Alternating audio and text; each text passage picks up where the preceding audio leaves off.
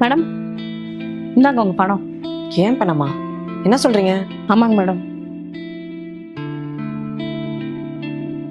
அக்கா, இதுல என் ஹஸ்பண்டோட ட்ரெஸ் எல்லாம் இருக்கு. இதெல்லாம் அவர் யூஸ் பண்றது இல்ல. உங்க ஹஸ்பண்டுக்கு இதெல்லாம் கரெக்டா இருக்கும்னு நினைக்கிறேன். சரிங்கம்மா, உங்க வீட்டுக்காரருக்கு கொடுத்துட்றேன்.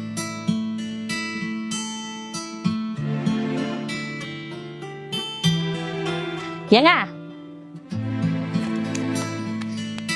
என்னம்மா? நான் வேலை செய்யற வீட்டுல உங்களுக்கு 10ன்னு சொல்லி சட்டை கொடுத்தாங்க. இந்தாங்க. எப்படி இந்த சட்டை எல்லாமே எனக்கு கரெக்டா இருக்குமா?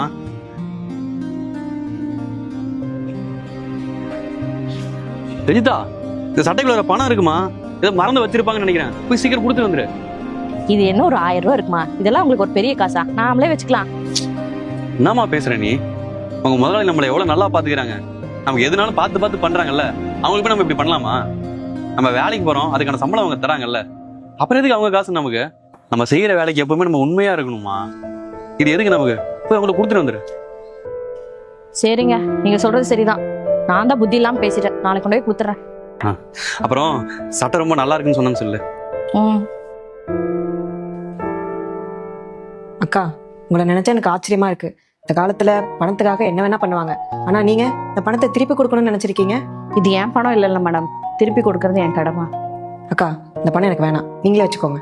இல்ல மேடம், எனக்கு இந்த பணம் வேணாம், நீங்களே எடுத்துக்கோங்க.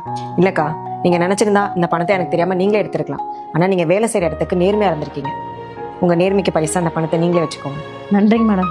அக்கா, அப்புறம் நீங்க சேலரி எக்ஸ்ட்ரா கேட்டீங்கல்ல, இந்த மாசத்துல இருந்து 3000 ரூபாய் எக்ஸ்ட்ரா கொடுத்துறேன். சரிங்க மேடம்.